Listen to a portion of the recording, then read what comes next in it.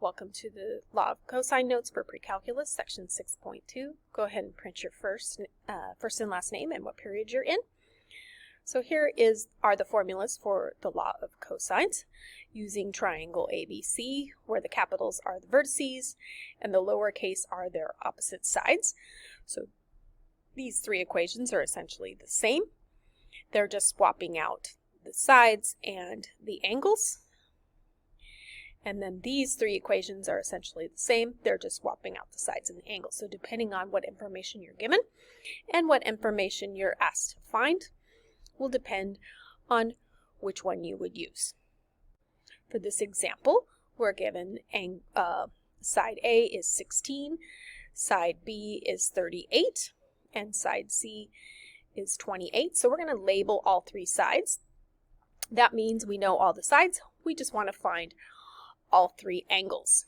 So we're going to start with angle B, which I believe was the second equation in the second column. So second column, second equation down, and we're going to plug in all the sides and calculate that angle.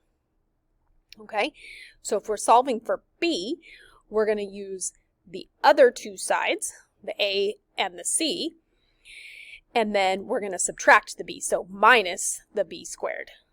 They're each squared. Kind of looks a little bit like the Pythagorean theorem.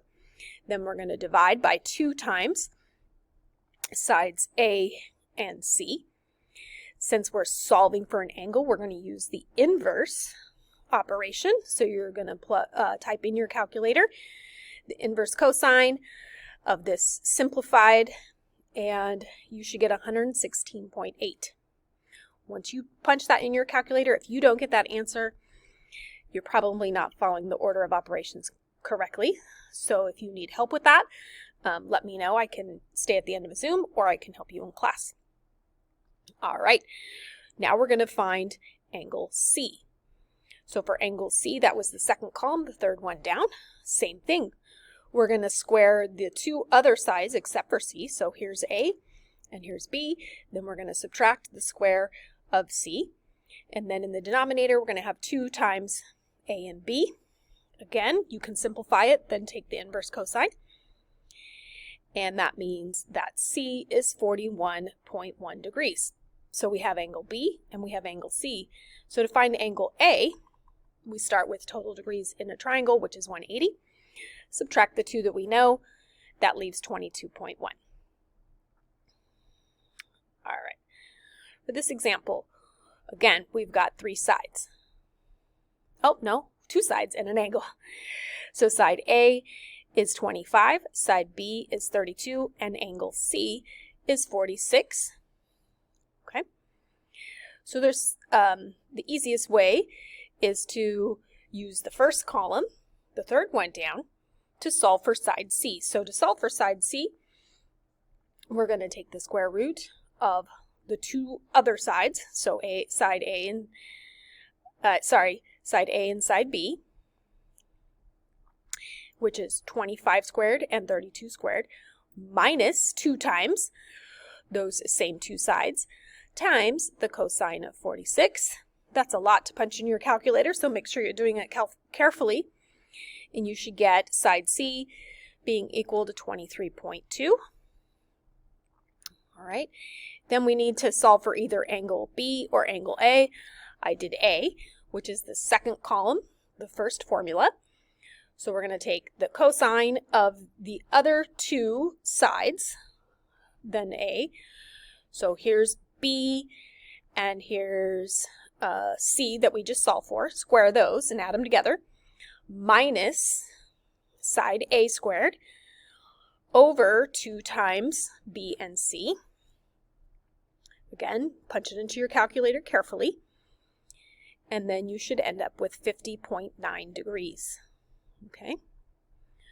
To get angle B, you start with total degrees in a triangle, subtract the one that they gave us, the 46, and the one that we just solved for, and whatever's left over is going to be angle B.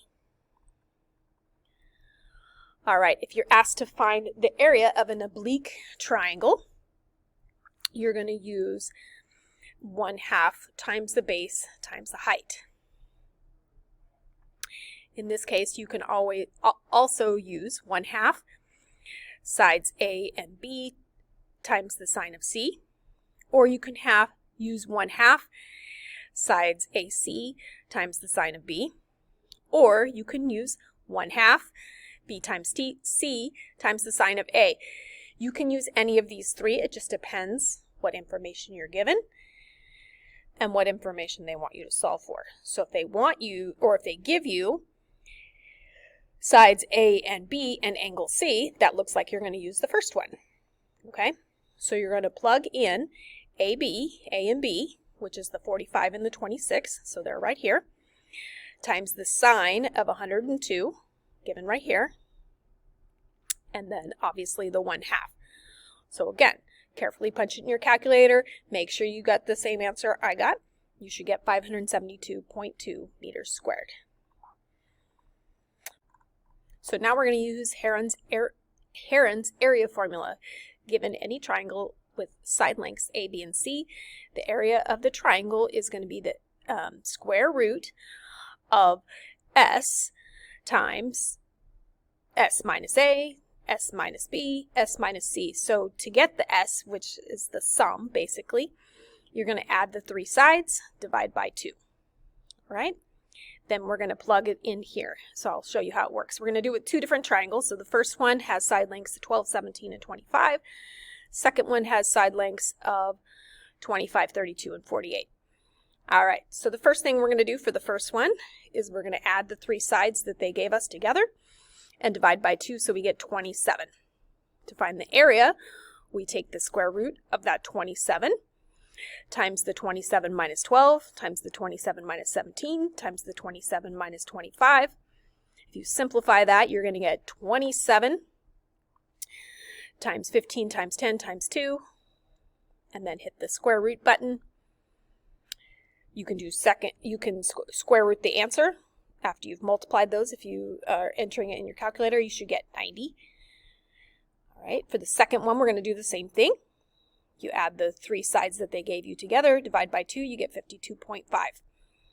So you're going to, for the area, you're going to take the square root of the 52.5 times the 52.5 minus each of the three sides. Simplify it, multiply them all together, take the square root of the whole thing, and you get 364.94.